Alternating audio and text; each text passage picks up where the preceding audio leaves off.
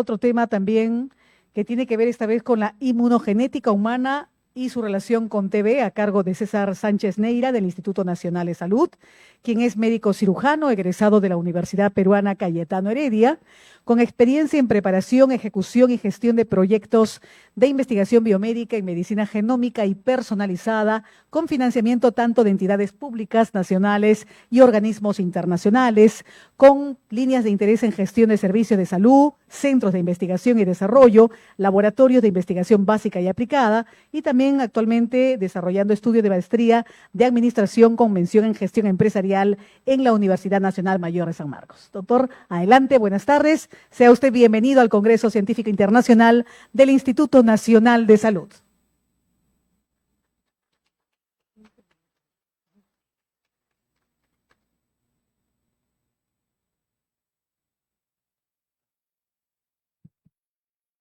Buenas tardes con todos. Agradezco a los organizadores del evento por invitarme a dar esta charla.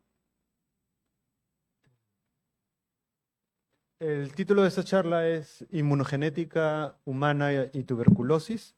Sé que son términos que probablemente alguno de ellos, sobre todo inmunogenética, no es tan conocido, pero vamos a tratar de explicarlo rápidamente. Entonces, como ustedes saben, toda enfermedad es una interacción entre el hospedero y en este caso un agente patógeno.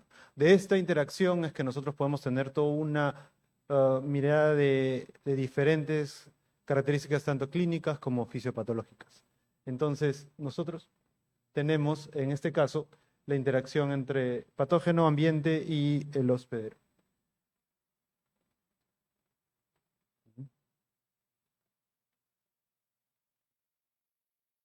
Entonces, lo que vamos a ver rápidamente es el patógeno, en este caso es el Mycobacterium tuberculosis, que lo pueden ver, pertenece a toda una familia muy amplia de micobacterias que están en diferentes animales y en nosotros hace miles, millones de años.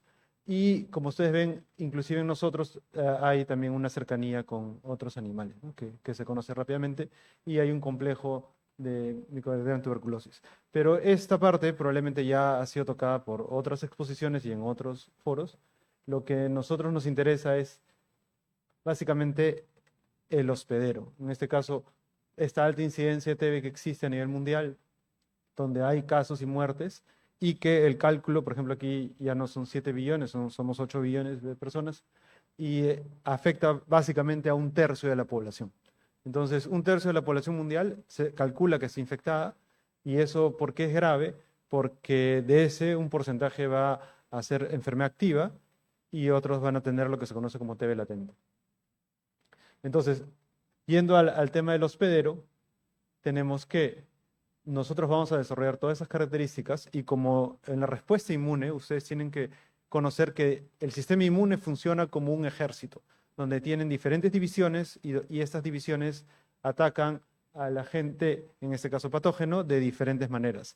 En este gráfico se puede ver se puede ver si es extracelular o intracelular, se puede ver también si es humoral o es adaptativa o es innata.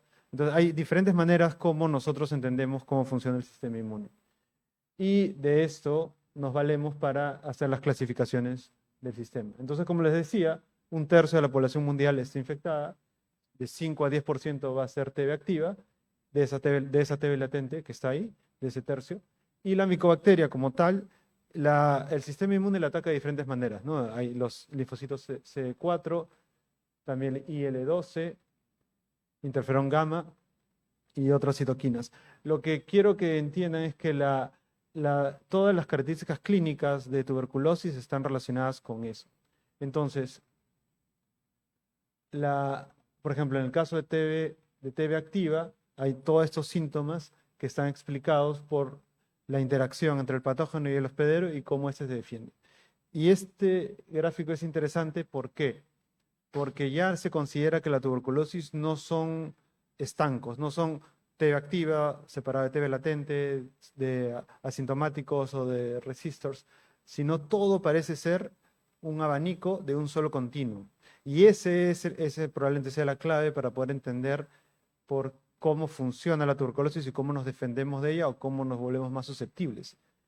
Y como ustedes pueden ver ahí en ese gráfico, cada uno de ellos tiene características tanto clínicas como de laboratorio, como de cultivo microbiano, que las hace particularmente distintas.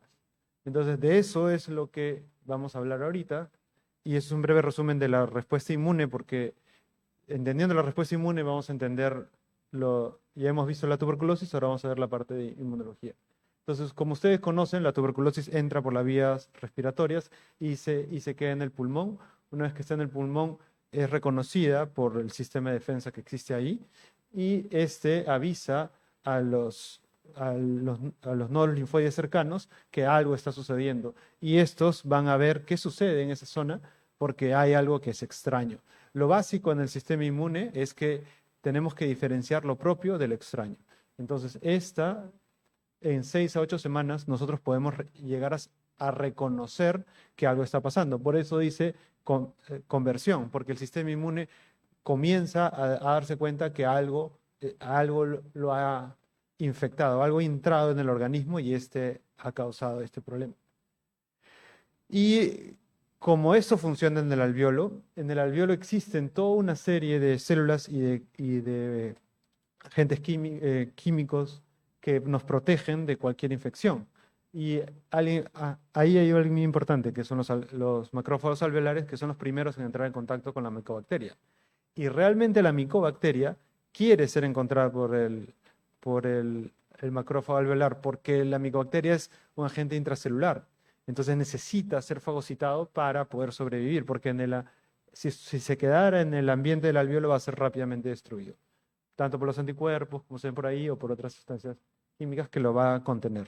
Entonces ellos necesitan estar ahí. Y eso es importante porque también existe un microbioma natural, como se va a ver aquí en esto, que existen un montón de otras bacterias que viven ahí naturalmente sin causar una respuesta, porque son en un sistema que se llama tolerancia, que no lo vamos a tocar ahorita. Y el tema de la innata. La respuesta innata es esa respuesta que alerta que algo raro está sucediendo, porque hasta que se monte una respuesta grande, no vamos a saber, y la respuesta innata se vale de señales. La micobacteria tiene señales que lo hacen ver como algo que no está bien, que algo es raro que está sucediendo ahí y que no debería pasar. Entonces, como se puede ver aquí, en la vía aérea, se desencadena toda una serie de mensajes y llamados a células del sistema inmune que nos permiten montar una respuesta. Inclusive hay respuesta humoral en tuberculosis, solo que no se cree que sea muy importante, aunque hay varios estudios como se ve aquí. Y obviamente la adaptativa, que es la que nosotros creemos que es la más importante porque hay muchos estudios sobre ello, hay mucha literatura, modelos animales y todo. Entonces, la clásica visión que tenemos acerca de micobacteria es que el macrófago la fagocita y una vez que está fagocitada, el macrófago trata de destruirla, pero no lo va a destruir naturalmente. Necesita una llamada, una alerta, alguien que le avise que lo que acaba de fagocitar y lo tiene ahí contenido, lo tiene que destruir o no. Entonces viene el linfocito CD4 y la forma de comunicarse entre el linfocito y la célula es a través de quimioquinas o en este caso citoquinas. Entonces la citoquina importante aquí es interferón gamma y TNF que avisan al macrófago que lo tiene que destruir. Y la destrucción, como se ve ahí, es con la unión del fagolisosoma y todos los procesos que sean así. Pero obviamente la micobacteria ha evolucionado para contrarrestar esto y para poder sobrevivir a toda esta serie de ataques que le va a dar el macrófago. Y por eso es que se ha evolucionado esta visión que teníamos y es mucho más compleja. Ya no es solo interferón, hay otros factores, como ven hasta las vitaminas.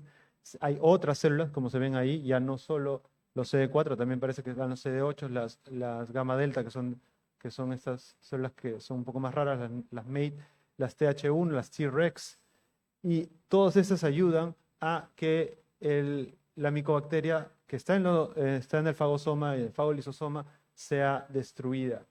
Pero sucede también que el macrófago a veces se ve sobrepasado.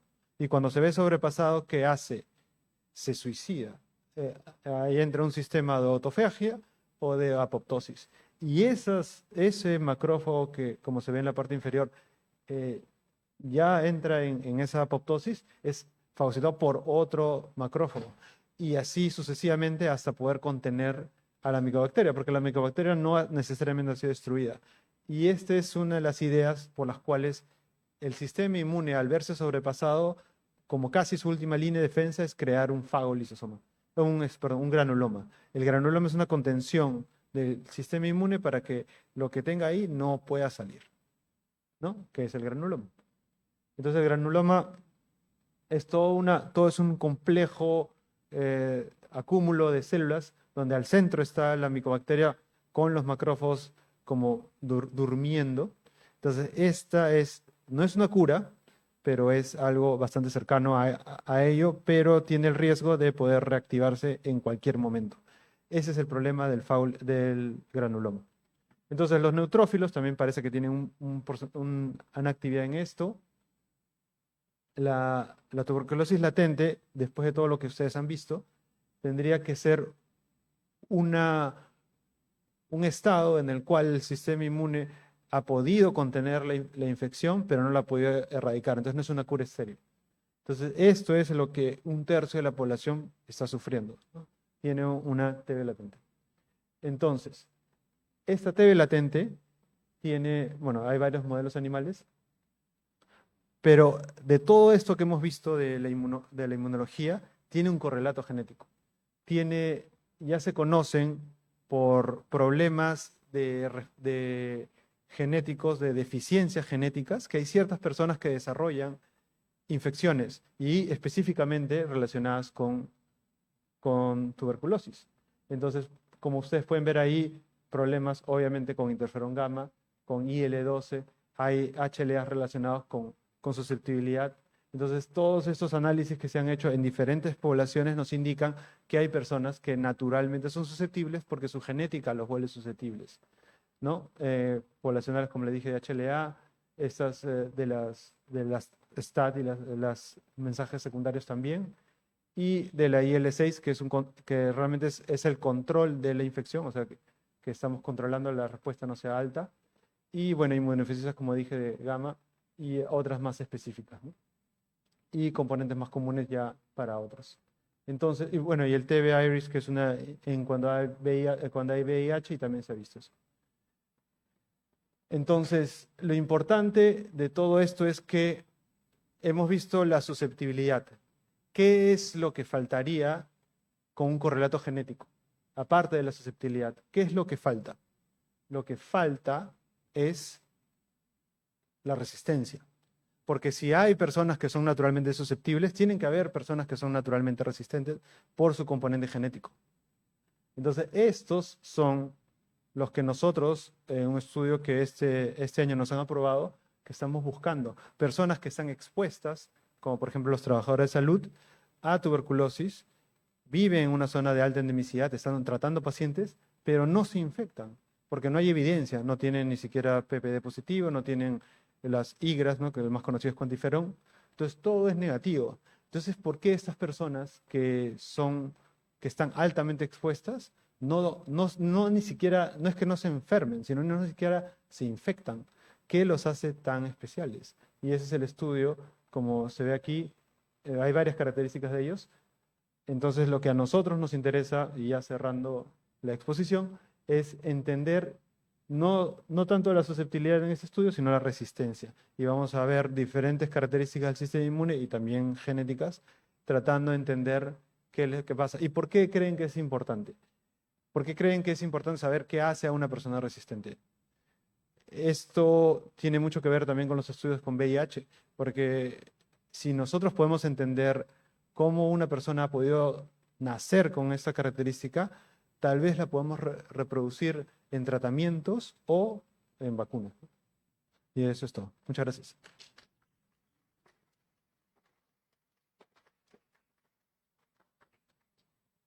Muchas gracias, doctor César Sánchez Neira, del Instituto Nacional de Salud, también formando parte el día de hoy de este encuentro en este segundo día del Congreso Científico Internacional. Invitamos a Marila Merino Calero, jefa de la Oficina de Tecnologías de la Información y Comunicaciones de OTIC del Instituto Nacional de Salud, para que también pueda subir al escenario principal, ubicarse al centro para hacer la entrega del diploma de reconocimiento por su destacada participación y una placa también a nombre del Congreso Científico Internacional, por formar parte de este gran espacio científico que está convocando a investigadores del Instituto Nacional de Salud que abordan diversas temáticas de la salud pública del país. El aplauso para el doctor César Sánchez Neira. Gracias por estar con nosotros. Y cerrando este bloque tenemos ahora otro tema también que nos acompaña, como es